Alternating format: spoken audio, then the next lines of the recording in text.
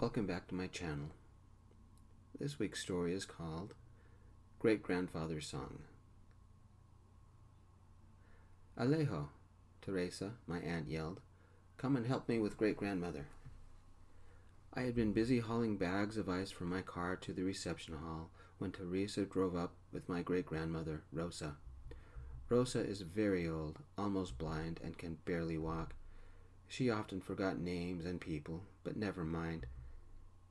I loved holding her hand and singing to her. I hurried over and helped the tiny woman out of the car while Teresa got her walker from the back seat. Great-grandmother was so small I could have carried her in, but instead I took one side, Teresa the other, and we slowly walked her to the hall. Great-grandmother Rosa knew no English, and she had no teeth. When she spoke, I didn't understand her half the time. She used to make caramels, but nobody lets her near a stove anymore. I took a couple selfies of me, Teresa, and her. Great-grandmother Rosa smiled, showing her toothless gums. Once she was settled on a comfortable chair inside, I ran back to my car to finish unloading the ice. Alejo, Teresa yelled from the entrance of the reception hall. Bring the 2 coolers from my car. They are too heavy for me. Teresa drove a 40-year-old green whale that didn't run half the time. When it did, it never made it over 50. The 2 coolers were in the impossibly huge trunk. Tonight was Pilar's, my little sister, quinceañera, her 15th birthday celebration. She and my parents were at Mass. Then they would arrive here a little later with all her friends and the rest of our family, including cousins, grandparents, godparents, aunts, uncles, great-aunts, second cousins, all of her school friends, their families, all our neighbors and their families, plus a lot of people who would show up because they liked a free party, and half the people in our parish. Papa expected 200 people. Mama agreed. Aunt Teresa said there would be 300, at least. Teresa was usually right about a lot of things. That meant hundreds of cans of soda, and so much beer I could fill 2 hot tubs with it. All of that required ice. I'd spent an hour hauling bags of ice indoors, where the ladies were setting up, decorating, and making all kinds of food. The kitchen smelled good. Fresh tortillas, tons of rice, chicken enchiladas, beef enchiladas, cheese enchiladas, about as much mole as there was beer, shredded beef mini tacos. One of the ladies was frying sliced tortillas into chips. About 50 crock pots were filled with frijoles. Teresa and I had been making tamales for days, and Papa had cooked his specialty, barbacoa shredded beef, made the old way, in a pit. I had helped Papa dig it and fill it, along with my uncles. Mama complained how dirty we were and wouldn't let us in the house. We had 15 different kinds of salsa. Every relative had to bring their recipe, and they all said theirs was the best. As much food as there was, most of it would be gone in a few hours. Mama complained we had too much, and then she would complain that we needed more. The band arrived. 4 men. We had a special room so they could change into their costumes. My grandfather had insisted on a traditional mariachi group. My uncle knew someone who knew someone, and the Lobos Cantadores were booked. Pilar deserved a party, but she would never realize how much work went into this big of an event. At least, not until she had a daughter who turned 15. Alejo, Teresa said as I dropped off a bag. Are these yours? She pointed to my pack and my old guitar case. Yes, Teresa, I prepared a song for Pilar's birthday, but I don't know if Mama will let me sing it. You know how she is. Who cares what your mama thinks? You have a beautiful voice, and I love hearing you play, Teresa said. I don't know how many times you've practiced at my home. That's because you have a piano I can use, and Mama said I gave her a headache. Your mama gives me a headache. I'll protect your guitar, Teresa said. But before that, we need the ice indoors before your car turns into a swimming pool. I hauled in the containers, then went back to the ice. I never even guessed that my car could hold that much. Cars started arriving. Mass must have ended. Alejo, Teresa yelled. Can you check my car? I can't find my phone. Teresa always lost her phone. It became our joke sometimes. She would lose it. I would find it. I checked the trunk, the back seat, the front seat. It had slipped to the floor. I picked it up as another car pulled in not far away. A man climbed out, early 20s, like me. He wore jeans and a t-shirt, slim hips, nice chest, dark hair worn long, slim face with the cheekbones of a European model. If he had a trace of fat anywhere on his body, I couldn't find it, and I stared pretty hard. He reached into his back seat and pulled out a huge black sombrero decorated with exquisite needlework and beadwork, then a garment bag and a really nice acoustic guitar. One of the mariachis. He beeped his car and noticed me staring. He gave me a chin lift and a lopsided grin. For fun, he put the sombrero on. "Do you dance?" he asked. "A little," I said. "I'll save one for you," he said. As he walked to the reception hall, I stared at the way his jeans hugged his butt, how his t-shirt followed the contours of his back, the smooth way his muscles moved as he turned his head and stared back at me. One look, and I'm in love. My guitar was Great-Grandpa's old guitar. Though very old, it still held a tune and had a wonderful mellow sound. I had replaced the strings and the tuning pegs many times. "Alejo, did you find my phone?" Teresa yelled. "It was under the seat," I yelled back, but I never took my eyes off the guy with the guitar.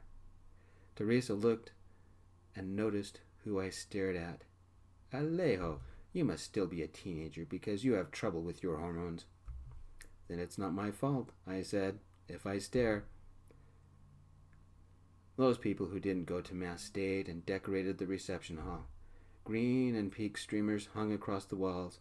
Green or pink tablecloths covered an army of tables. The band hadn't changed to their costumes yet, but were talking in the corner where they would store their gear. The cute guy tuned his guitar, looked up, and saw me looking at him. He chuckled.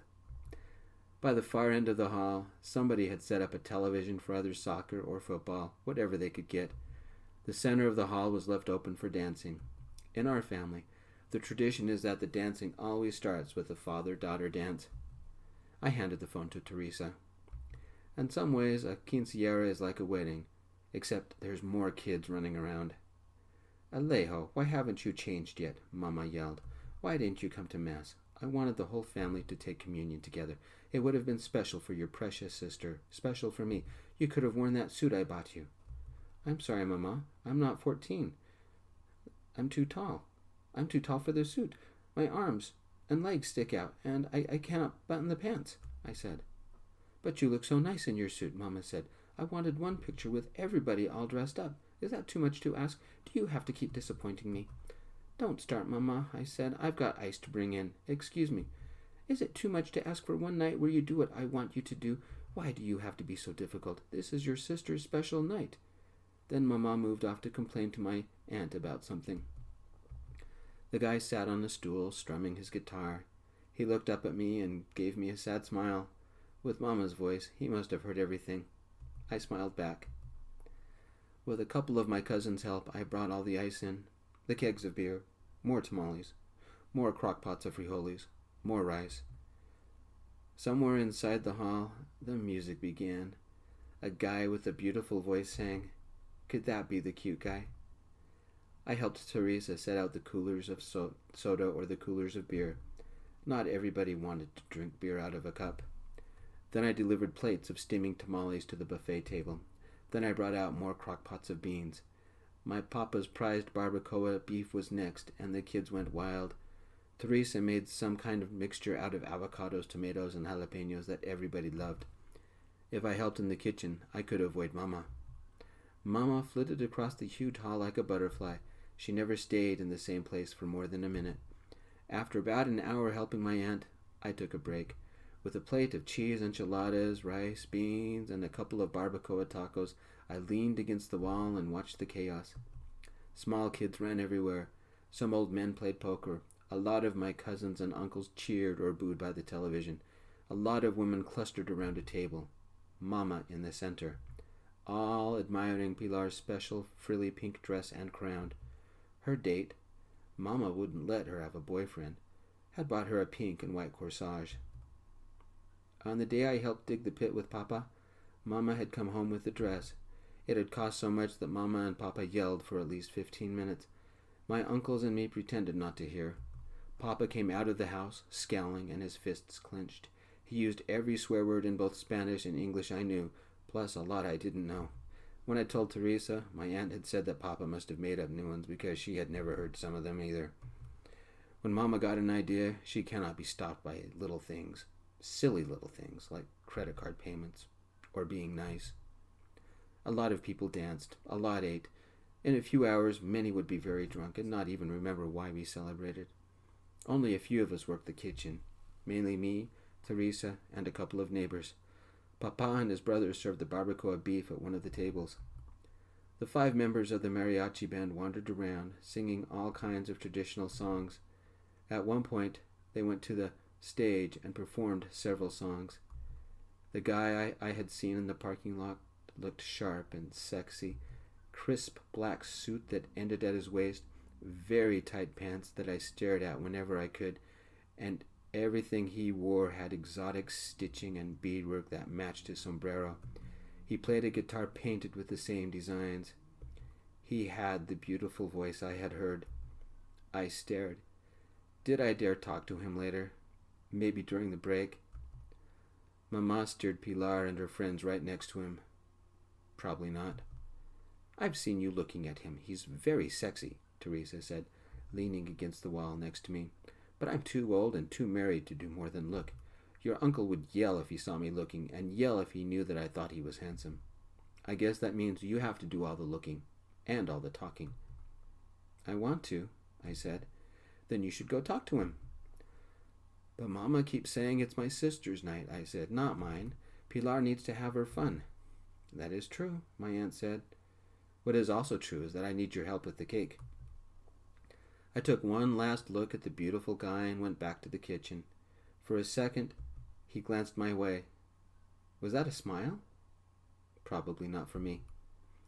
After 30 minutes of cutting and plating, we placed the dulce de leche cakes on the buffet table. They were gone very quickly. People had left a lot of empty paper plates and cups and plasticware everywhere, so I grabbed a garbage bag and picked them up. Then I walked around gathering empty cans and napkins and other garbage. Look at you, Mama said, brushing at something on my shirt. You're all dirty and filthy. This is your sister's big night, and you embarrass me. I look fine, I said. You did not dress up or go to Mass, Mama said. You can't even keep your clothes clean, and you don't listen to me? How can you join us for a family picture looking like that? Your great-grandmother might not live long. This might be our last picture, and you show nothing but disrespect. You try my patience. We will have to do the picture without you. Mama would do whatever she wanted no matter what, I said. I took a deep breath and watched Mama leave to set up the photo. I cleaned up the buffet table, refilled the coolers with either more soda or beer, and went to see if my aunt needed anything. I brought out more cake. Latecomers needed a plate of tamales and enchiladas. The frijoles had run out, and the empty crock-pots lined the wall waiting for their owners. Then more cake. There must be 400 people here. Teresa was right. I took a quick peek at the man on the stage, singing. If only I dared talk to him. But a guy who looked like that could date anybody he wanted. Have you seen my phone? Teresa said. Check your purse, I said, smiling. I think that's where you put it last time. What would I do without my favorite nephew?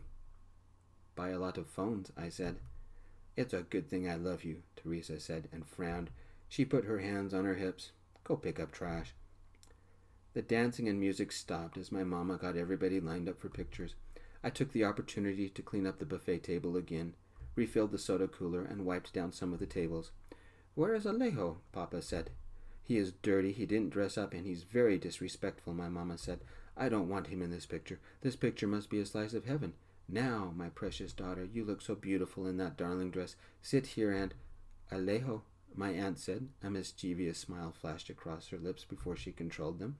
I have a plate of tamales and enchiladas and some drinks for the band. Will you help me take them to them? Of course, I said. Teresa went first, carrying a couple of plates. Another lady went second, carrying a couple more. I took the 5th plate and carried a sack of sodas.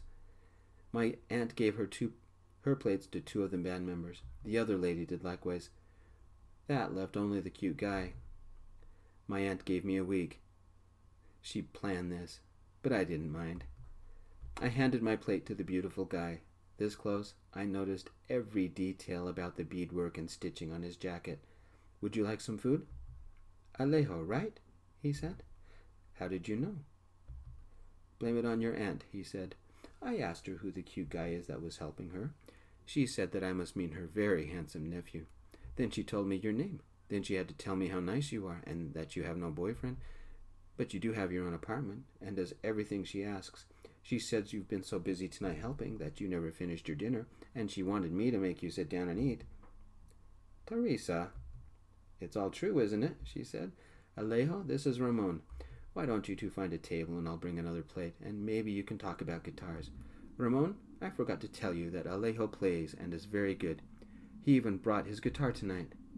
Teresa, I said, both flattered and annoyed.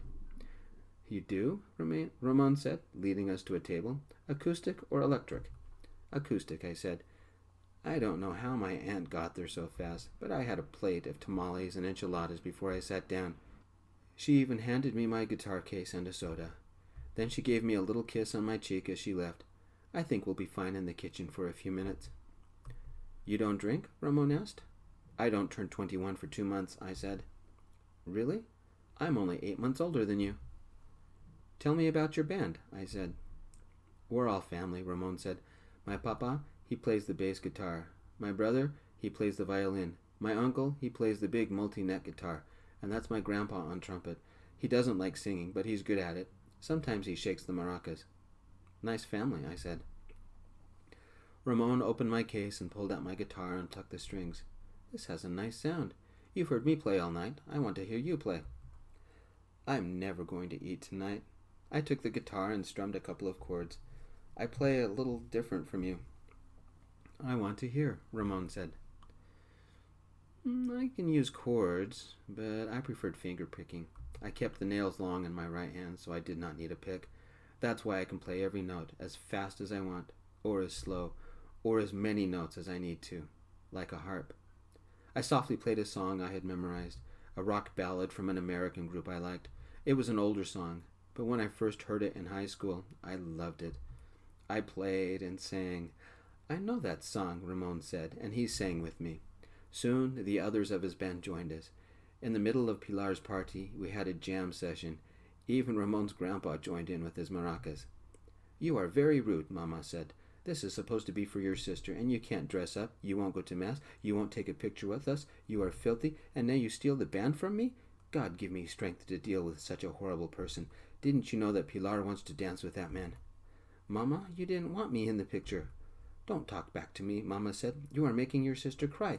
You are making your mother cry. Your great-grandmother has to witness this. Why God would give me such a boy as you is beyond me. He must be punishing me for my sins, but I go to Mass every week. The best way to deal with Mama is to walk away. I gave Ramon a small smile. I began to pack my guitar away, but some music fell out. Thank you for letting me play. I enjoyed it.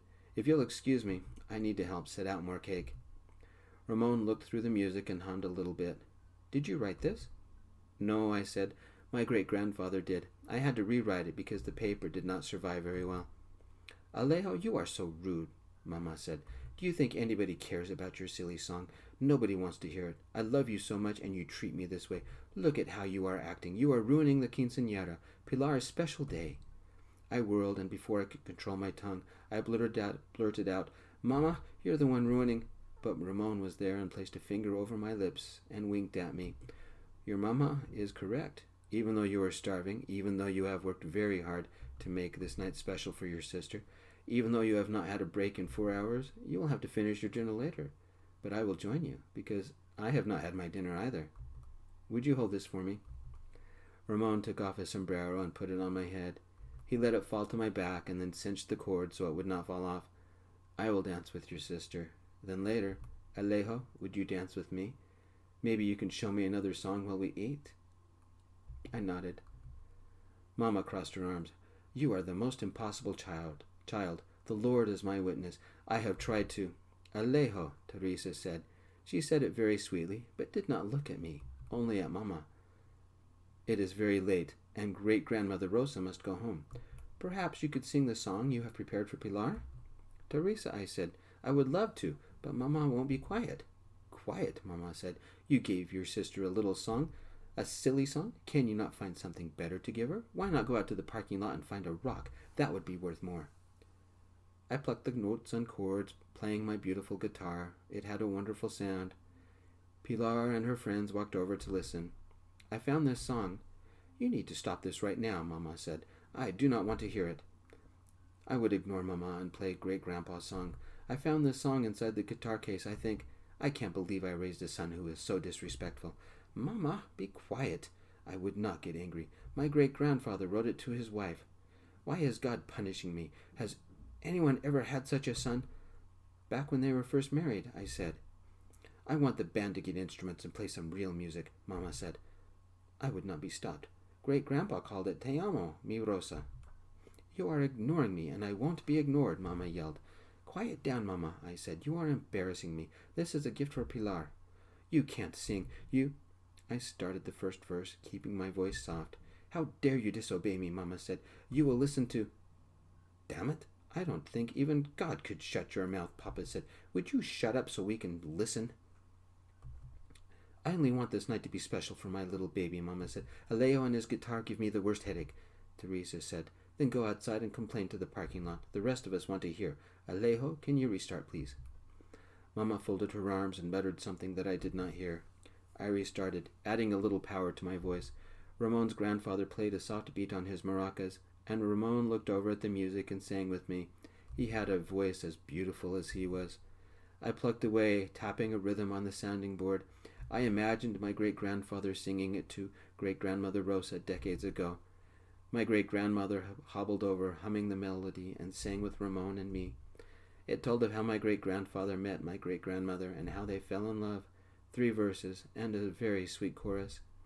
Ramon's family, as soon as they knew the tune, helped us out. Ramon held my shoulders, and I had my little slice of heaven. As soon as we ended, Mama said, This is supposed... You're being rude, Papa said.